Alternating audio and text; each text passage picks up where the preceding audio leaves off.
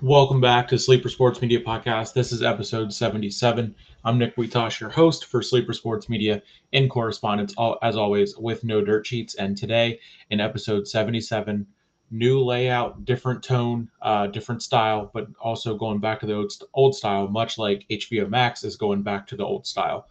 We'll get more into that later. But first, thank you to Shank It Golf, to W, to Walmart, and Cash App as well. Big partners and partnering up with all four of those great brands. Walmart storefront will be in the description. Get your W, get your Prime, as always. Drink Prime as always, and Shank It Golf. If whenever you need polos, hats, towels, golf stuff, regular wear, quarter zips, hoodies, polos, whatever it is, t-shirts, they got it over there. Great designs dropping as always. Links will be in the description below, and then of course Cash App. Donate to the channel to help out is always welcome and always appreciated. Never necessary or mandatory at all. Just if you want to, and also the link will be in there to sign up for Cash App, and we both get some money upon you signing up and using my code, along with others such as Survey Spin and Pogo as well. More on those later. We're going to jump into it. This is Sleeper Sports Media Podcast, episode 77 on May 15th. It is Thursday, and you know what that means. This will be uploaded to Facebook, to YouTube, and to Kick. And then we will also have the articles and everything and recaps already up on the Patreon for what we're going to cover today in this episode. And this is going back to the old style, 4 years ago and some change. 4 years and in about 10 days, it'll be officially 4 years of the Sleeper Sports Media brand. It just hit 5,000 not too long ago, last week sometime or earlier this week, whatever it was. So big thank you to all 5,000 subscribers, and that number is already starting to skyrocket. About 5,020, I think, the last time I did check that. So big thank you to all of you that do hit that big old subscribe button. It does help us out more than you know, along with the liking and the sharing and the commenting and all that stuff. We're going to jump into it. This episode, again, partnered with Walmart in the storefront. Get your help buying products at Walmart through the link in down below will help out the channel as well, along with not necessarily sponsored or partnered with W, but that's just a product that I do get at Walmart, as it is available elsewhere, but primarily Walmart, along with Shank Golf. Links will be below using my affiliate code and my ambassador code, Sleeper SSM7. Will get you a discount on buying any orders from Shank Golf, and same with Cash App, as I already talked about. So without anything else there until later in the show, we're going to jump into it. SmackDown results for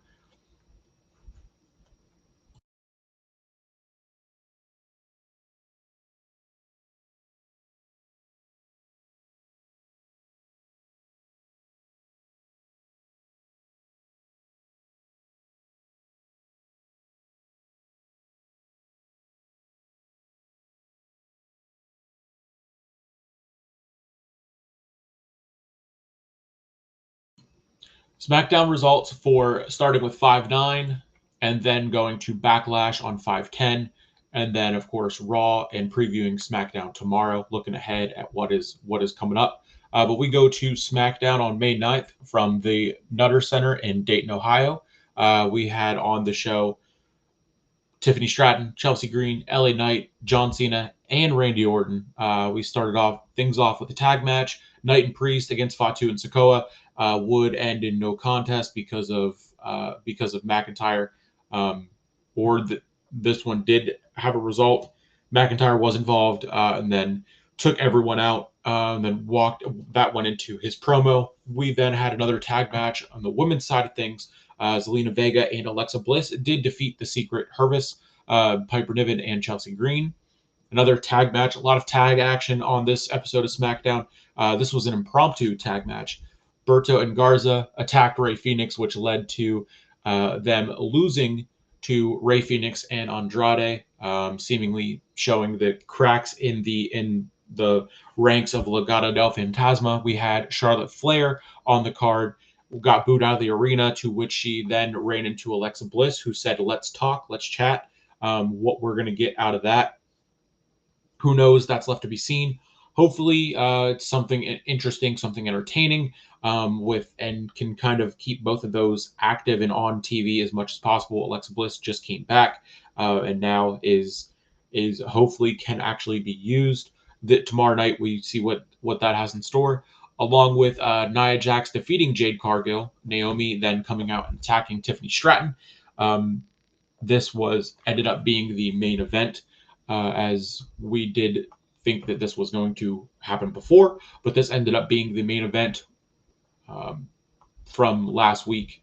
Talked about the number one contenders match. Then we had, so this was, of course, the number one contenders match. That was last week when the tag match was made into the main event. This was before this one. That's when Charlotte Flair was going to Nick Aldis, and then we saw her run into Alexa Bliss.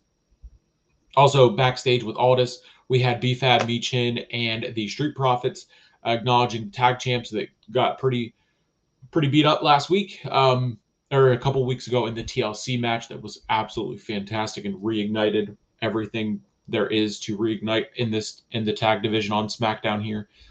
They would go up against Fraxium, who is now 3-0 after being caught up on the main roster.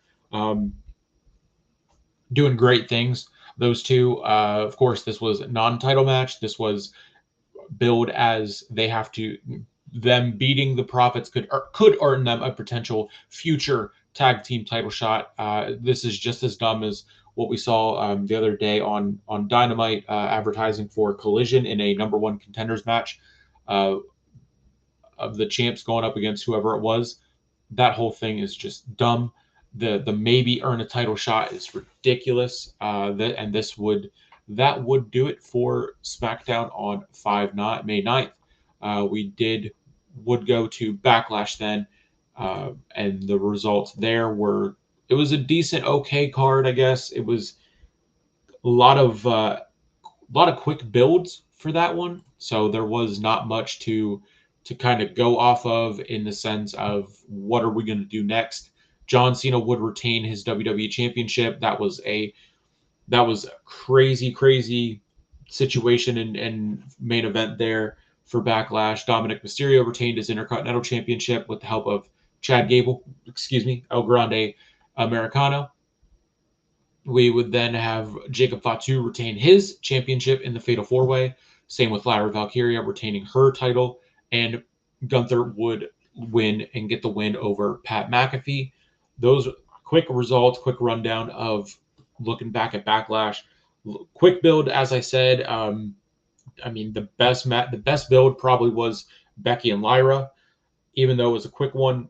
Dominic Mysterio is now the second person to pin Penta since he's debuted in WWE. Jacob Fatu remains unbeaten, unpinned, but apparently in another post elsewhere, he has 13 losses on the year. Those are disqualification or interference losses or technical losses, but not pinfall losses.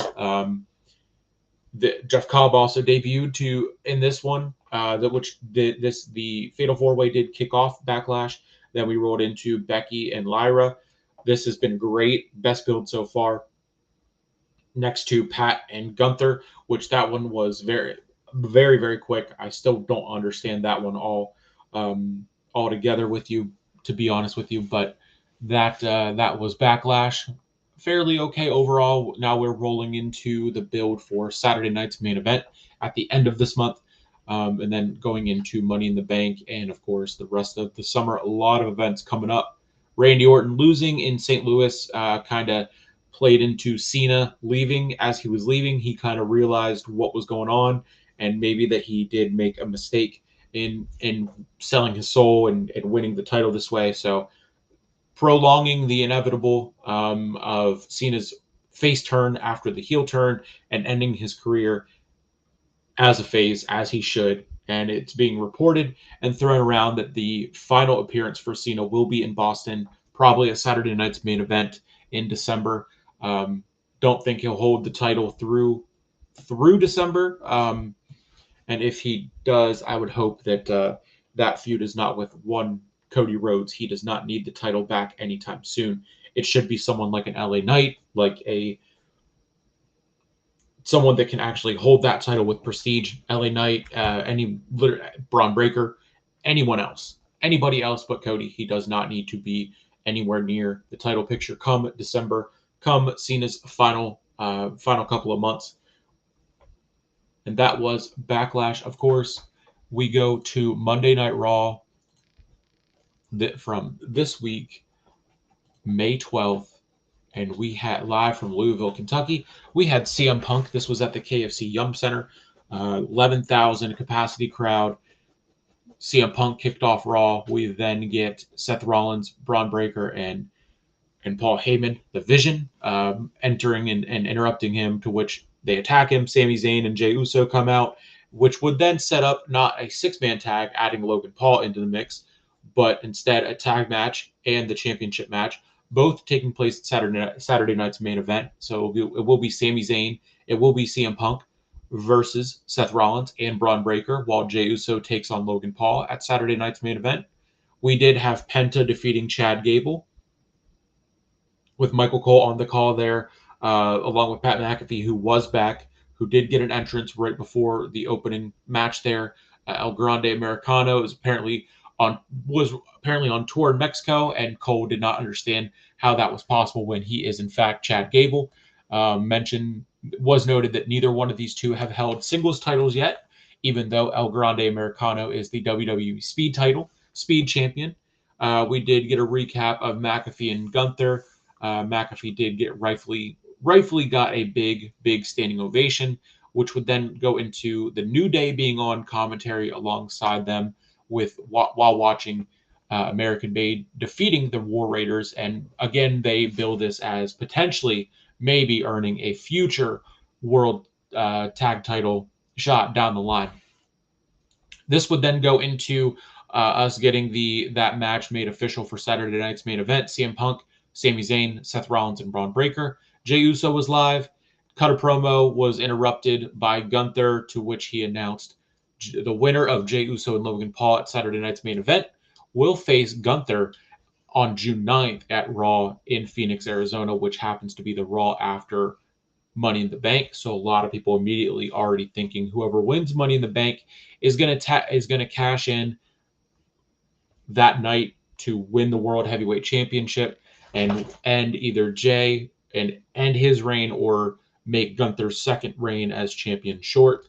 I don't think either one of those is a great option. It's going to suck to see Jay's title reign come to an end that quick. What do you do from there with him? He did talk about having one more heel turn before he does ultimately retire. Does him getting cashed in on make him crash out and we get a heel turn? We reunite the Usos for one last heel tag run. How does that play out? Who knows? We then go into, again, this was announced, both matches so far, what we have is announced for Saturday night's main event, May 24th, on NBC and Peacock. The singles match, AJ Styles would defeat Finn Balor, as everyone expected. The Judgment Day were involved. And then we did have the main event tag match, Rhea Ripley and Io Sky defeating Roxanne Perez and Julia. Also, shout out to Chime. You can join Chime using my code, and we both get $100 whenever you get a direct deposit set up of a certain amount. Terms will be a lot listed along with the link down below and all that good stuff next to all the other partners of Sleeper Sports Media. And as always, again, correspondence with No Dirt Sheets, because that is the best place to go for any wrestling show. You name it, we got it over there. WWE Evolve, TNA, Ring of Honor, Dynamite, Collision, Raw, SmackDown, NXT, you name it, we got it. Every wrestling show that is on throughout the week, coverage is there. No Dirt Sheets London is doing fantastic work with the website. As always, check out the full-length articles over there and on the Patreon. That is kind of the recap of the last couple events in wrestling there with WWE. We do take a look tomorrow. Not much has been announced so far for tomorrow for SmackDown on May 16th. SmackDown coming to us live from Greensboro, North Carolina, which some news coming up about that in just a couple of weeks, 43 days. Stay tuned for the news surrounding that, of course. What we know so far, at least, is Greensboro, North Carolina, the Greensboro Coliseum, May 16th. Cody Rhodes pictured front and center for the SmackDown poster. He is one of the first featured superstar. Him, Randy Orton, Tiffany Stratton, Bianca Belair, even though she's injured with her broken finger, LA Knight, and Solo Sikoa. My guess, Jeff Cobb will make an appearance. Jacob Fatu will be there.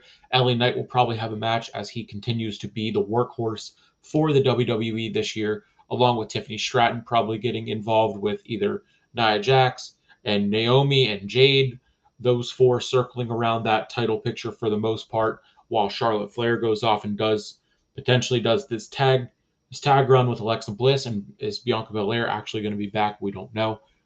Nothing so far announced. I don't believe, besides Money in the Bank qualifying matches. It's rumored that LA Knight and Solo will have a Money in the Bank qualifying match, as they do start this week on SmackDown, continue into Raw next week as we build towards Money in the Bank. Hopefully we get a match or two announced for Saturday night's main event. Tired of them only having 4 or 5 matches on events. If you want to build and do a billion events in the span of a couple of months, then why not put more matches on them and let the build stretch out. Do some different matches on the Saturday night's main events. Do some different matches on Worlds Collide. Start building towards Worlds Collide. That is the same night as Money in the Bank. We'll go over all the upcoming premium live events and pay-per-views a lot for the coming up this summer. We do have quite a lot as the summer does heat up. A lot of shows announced. Jeff Cobb, like I said, debuted. Zelina Vega and Alexa Bliss teaming together last week. That was great. Trying to get to show the last bit of news here. That was against SmackDown. We did have nothing for SmackDown tomorrow is announced other than Money in the Bank qualifying matches, which, of course, that is always an exciting time. We do have a couple of matches announced for Battleground, which is also the same day, Sunday after Saturday night's main event. That will compete head-to-head with AEW Double or Nothing in Arizona.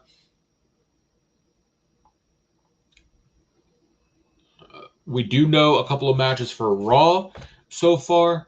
We do have Money in the Bank qualifying matches begin. We have Jey Uso taking on Bron Breakker in a non-title match. We have Sheamus against Grayson Waller, and we have a tag match. AJ Styles with Penta teaming up against the Judgment Day. The Judgment Days, JD McDonough and Finn Balor. And I don't believe there has been anything for SmackDown. Carmelo Hayes lost to Aleister Black. I did forget to include that one.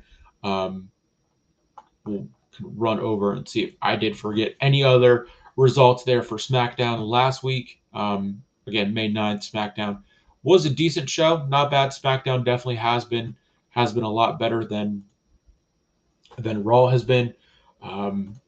See results.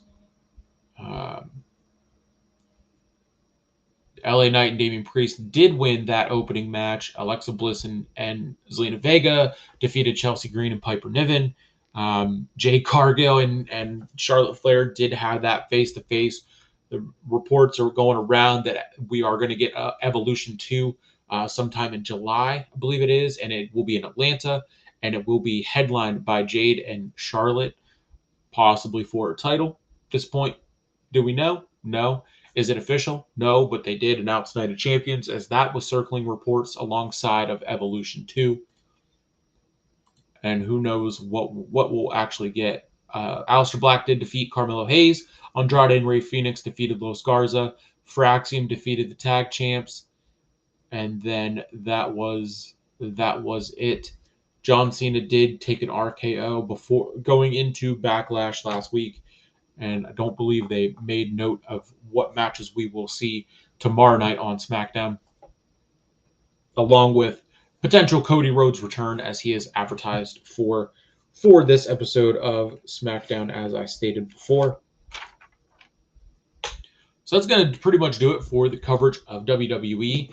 And now we're going to jump over to everyone's favorite part, the NFL schedule release. The Steelers' schedule was released, and they are favorited in only 6 games this year, which is nothing new. They opened the season against the Jets. Again, nothing new. They're really leaning into potentially maybe building this whole Aaron Rodgers to the Steelers and double revenge game. Justin Fields taking on his old team, Aaron Rodgers taking on his old team. That is going to open the season for the Steelers and Jets Sunday, September 7th at 1 o'clock. I do also see the preseason schedule here. The Steelers are in Carolina, North Carolina, taking on the Panthers August 21st at 7 p.m. So again, keep an eye out for some news revolving and involving the good old beautiful state of North Carolina. That is a Thursday night preseason game, 7 o'clock in Charlotte. Looking ahead at the full, previewing the whole Steelers schedule. Again, favorited in 6 games. Is that anything new? No, not at all. Early bye week this year, as nothing new as it's been that way. The Jets, the Seahawks at home, at New England. Then we go to Ireland to take on the Vikings. We have an early week 5 bye week. We're at home against the Browns the 12th of October. Prime time on Thursday night, week 7 at the Bengals. Then we go to Green Bay. Then we got the Colts at home. Packers and Colts both at home. Week 10 prime time. The Chargers, Najee revenge game. Week 11, 1 o'clock against the Bengals, at the Bears the next week. Just week 13, a 4:25 slate on CBS against Buffalo, and then week 14, starting that December. Will be time to unleash hell in December.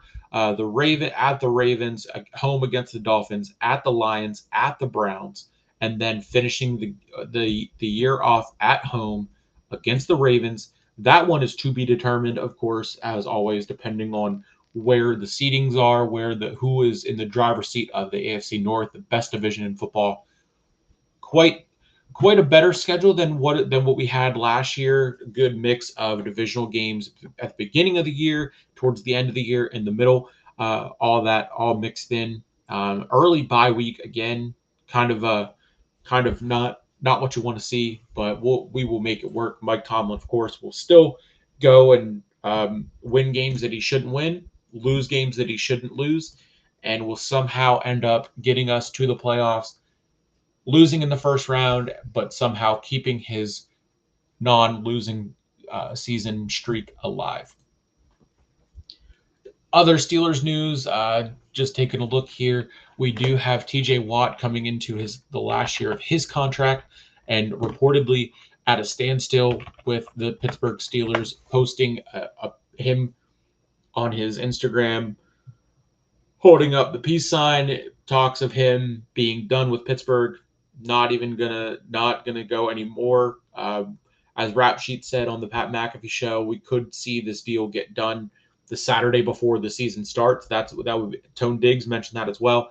That would be nothing new. Hopefully they can get a deal done with TJ Watt. I don't want to, would not want to see him go anywhere else besides Pittsburgh. Shouldn't have waited this long to get a deal done, as he now wants more than Myles Garrett, as he should, as he deserves. Reports going around, Pittsburgh Post-Gazette could trade Minkah Fitzpatrick and TJ Watt. Jack Sawyer could have gone after Jack Sawyer because they are ready to part ways with TJ Watt. I don't think that they should by any means, but hey, that's according to Steelers Wire reports there. Fourth rounder, 123rd pick. We're not and haven't even dived down into talking about the future QB1 of the Pittsburgh Steelers, Will Howard.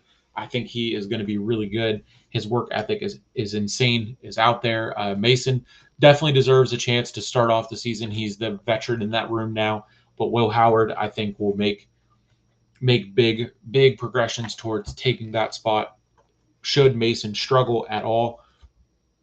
I just don't want to. I also don't want to see it be a repeat of what happened with Kenny Pickett. Although I think Will Howard is way better than Kenny Pickett, even though I was a Kenny Pickett guy, as we all do know that.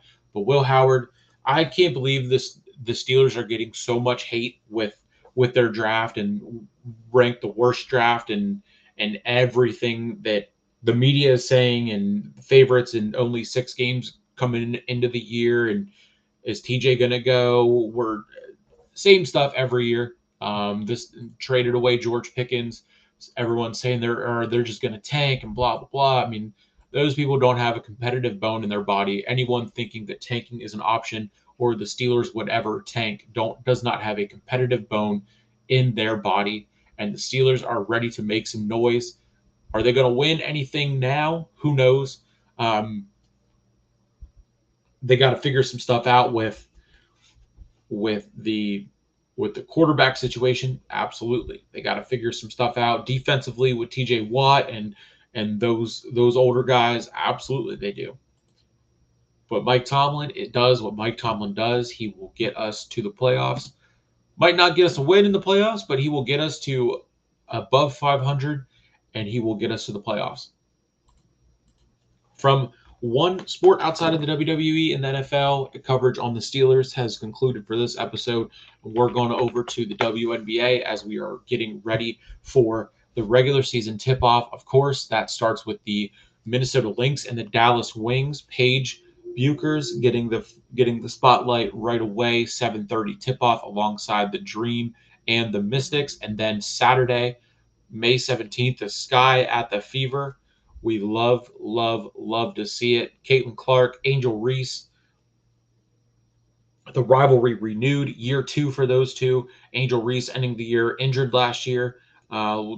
Paige and her rookie tip-off. Of course, tip-off test drive is presented by CarMax, as the WNBA will tip off very, very soon. I cannot wait for the season to follow along and see how Paige does as a rookie. See how Caitlin Clark and Angel Reese and all the year 2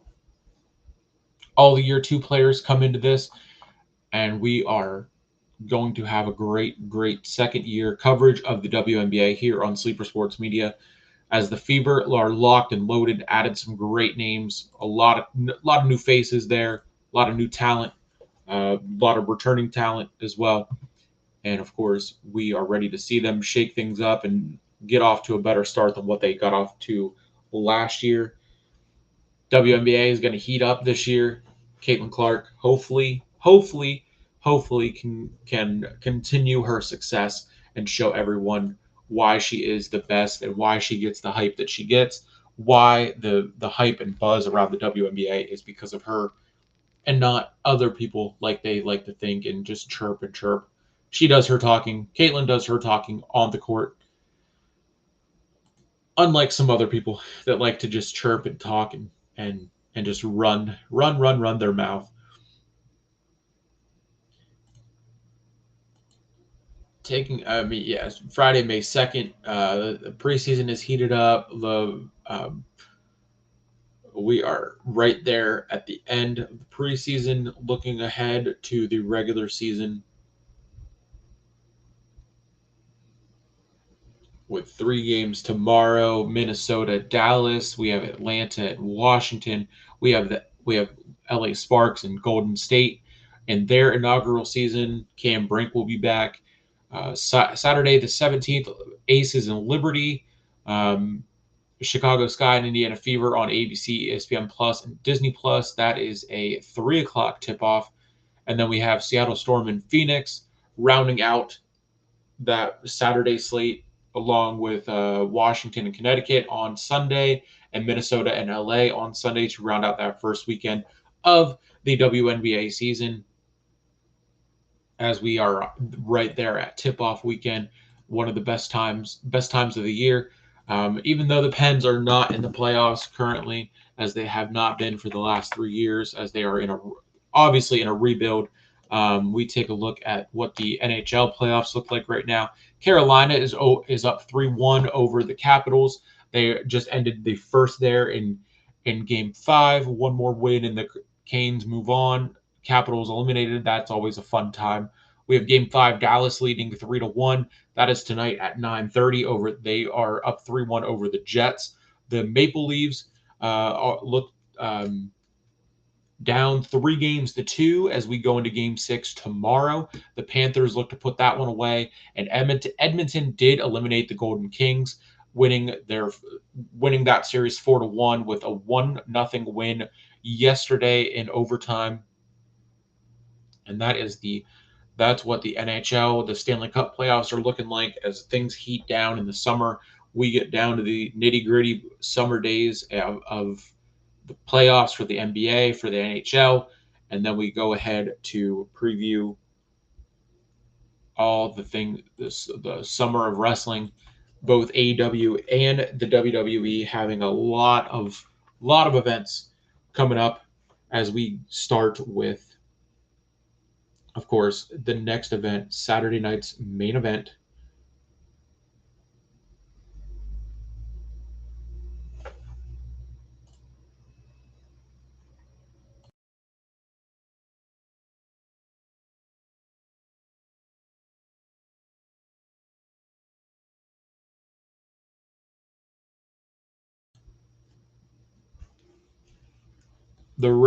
How does the rest of this spring into the summer look like? May 24th, we have Saturday night's main event. May 25th, Battleground and Double or Nothing. June 7th, Money in the Bank, Worlds Collide. June 28th, both Jake Paul versus Chavez Jr., Night of Champions. We have July 12th, another Saturday night's main event, and All In. August 2nd and 3rd, the first ever 2-night SummerSlam for the WWE. August 24th, Forbidden Door. August 31st, Clash in Paris. October 12th, Crown Jewel. And then November 29th, Survivor Series. Nothing else planned that far ahead for AEW. Of course, rumors and reports running around of Evolution 2 being thrown in there. Jake Paul could have another fight in November, rumored to be fighting in an exhibition against Gervonta Davis, as he did just confirm. So we see that he confirmed at the end of the press conference the other day, for which that did take place yesterday on the 14th. Jake Paul and Chavez Jr. in the press conference there in LA. Jake is looking great. Signing MVP, signed Holly Holmes and she is gonna fight on that Jake Paul and Chavez card. That will be live on DAZN, and Jake Paul is back on pay-per-view. That is at the Honda Center on June 28th, and Jake Paul returns to pay-per-view. Jake Paul returns to LA in another massive fight against another big time name. Also surrounding the Jake Paul boxing scene, crossover influencer scene there, Logan Paul did reveal on Impulsive this week with Aiden Ross that he has gotten the two sides of KSI and Jake Paul down to a 2.5 pound weight difference to make their fight happen. 2.5 pounds separating the massive fight in the crossover crossover boxing scene. Jake Paul will go down to 192, and KSI will go up to 190. It's we're very, very close in what would be a great fight. Massive for both the YouTube, the crossover, the influencer, massive for that space all together. Jake Paul and KSI, the fight that everyone wants to see. Where would it happen? When would it happen? Would it be in the UK? Would it be in the US? That seemingly has all been decided. It's just seemingly down to a 2.5 pound weight difference before that fight can happen. That's absolutely insane that it's just coming down to 2.5 pounds. Co-promotion, MVP, Misfits would be fantastic. Live on Netflix, live on DAZN. Although I don't know how they would do both. I don't know how they would work that out. If Netflix would be a part of it, if DAZN would let KSI take Misfits and co-promote on Netflix, if they would still stream it on DAZN for pay-per-view, if they would do it included with a DAZN membership, that side of all that would be crazy and insane to figure out, but I guess that's why those two guys do have Nikisa and why they do have Mams Taylor. Who would also be on that card? Would they try to stack that card and make it the end all be all of MVP versus Misfits? Considering MVP has legit quote unquote boxers that have been doing this their whole lives and are real fighters, real boxers. I don't think they would have MVP versus Misfits because that would just be a landslide victory, more than likely for Team MVP. And ultimately, everyone is only going to care about Jake and KSI. And then what is next for those two after? Jake is not slowing down with the whole boxing thing. We know that he has world championship admiration and wants to be fighting for a world title next year in 26, along with a lot of big time names and making his MMA debut in PFL.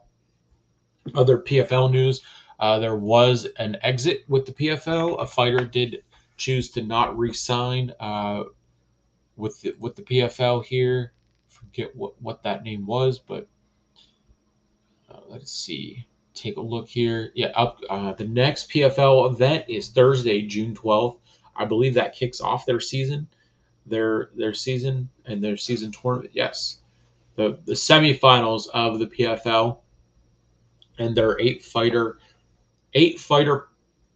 $20 million tournament single elimination. It is crazy and insane how they do everything.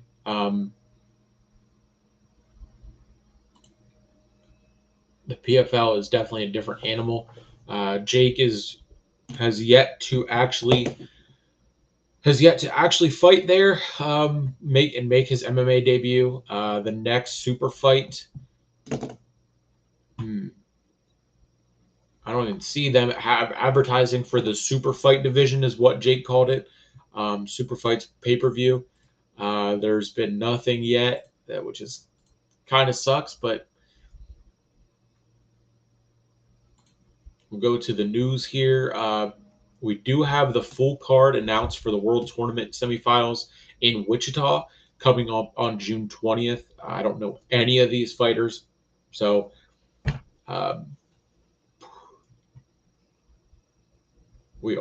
is this is as of 2 days ago. The PFL